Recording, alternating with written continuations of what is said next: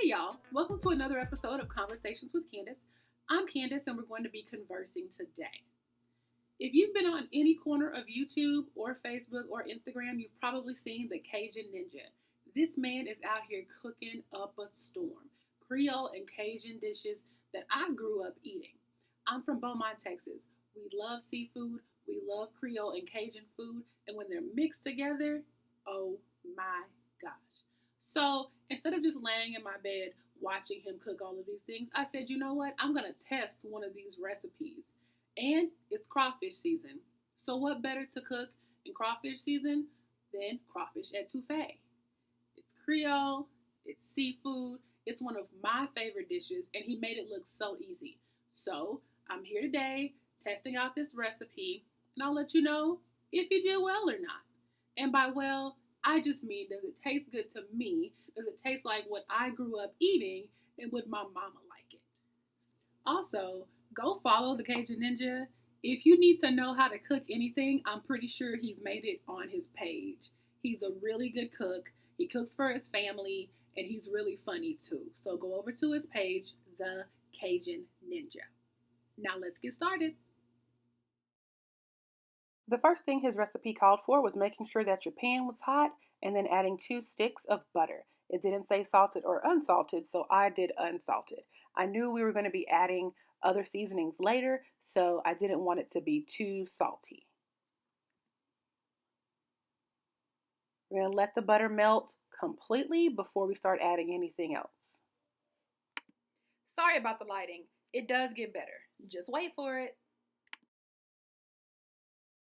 Once the butter was melted, it's time to add the vegetables. And let me tell you right now, chopping those 2 onions ruined my life. This was me. I had to put cold water on my eyes because the gas from the onions was burning me so much. But I just hope that it was worth it because I wanted this to come out really, really good. After all the vegetables are added, the recipe says to add seasonings. So 1 tablespoon of Creole seasoning. I use Tony C. You can use whatever you want. It also says to use a fourth a teaspoon of cayenne pepper and a fourth a tablespoon of salt. I wasn't sure this was going to be the right amount of seasoning for me, but it's cool. I went with it and hoped for the best. After that, it was time to saute for 20 minutes. Seemed like a long time, but also I wanted all the vegetables to cook down. After 20 minutes, it was looking so, so good.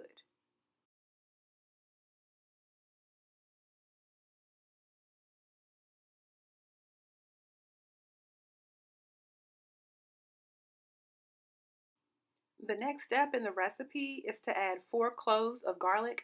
I have jarred minced garlic, so that's what I used. I used 4 teaspoons. You can cut up garlic if you want to. I don't really like to because it's just so small. So I just used the minced garlic instead. It worked out fine. Then we're going to saute for 10 more minutes. After the 10 minutes is up, you're supposed to add a third a cup of flour to the butter. He moved his ingredients to one side and had butter on the other side, but my pan wasn't big enough for that, so I just had a little bit of melted butter in a bowl. I put the flour in it, and then I put the flour into my vegetables. I did do it off to one side, but it all ended up mixing really, really well, so I wasn't too worried about it. Next time, I'll have a bigger pan.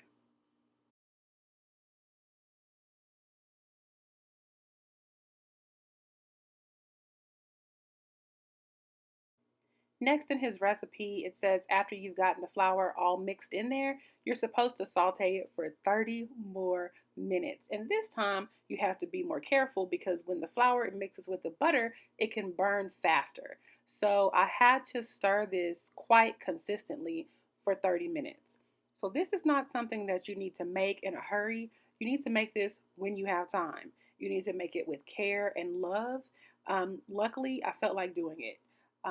And stirring constantly, or at least stirring every 2 to 3 minutes, was a lot of work after a long day's work. But I was just hoping that everything came out the way I wanted it to.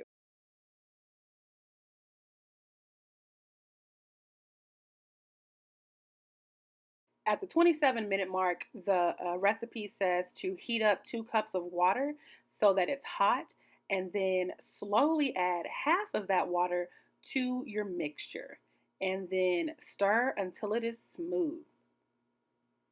This recipe definitely calls for a lot of stirring. At this point, mine's a little bit looser because I added the extra butter on the side. His was a little more thick at this point, but I was pretty much on track.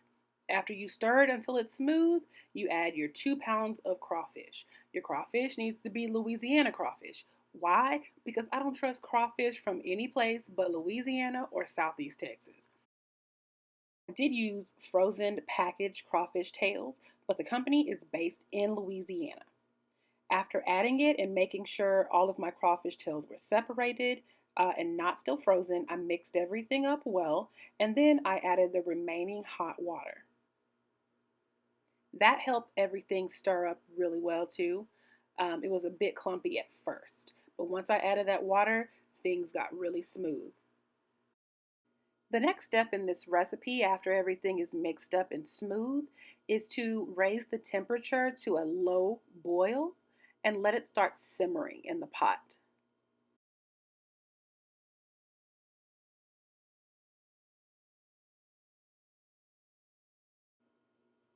After that, I'm supposed to cover it and let it cook for 15 to 20 minutes. I did 15 minutes because, I'm not patient. And at this point, I remembered I also need to make some rice.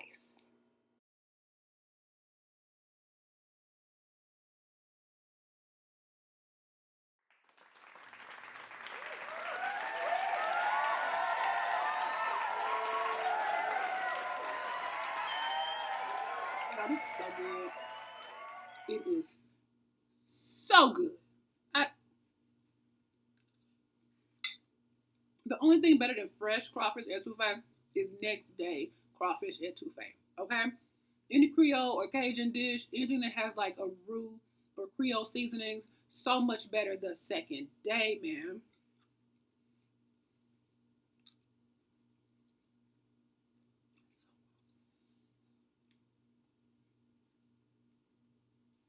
Quit playing with me, Cajun Ninja. This is so.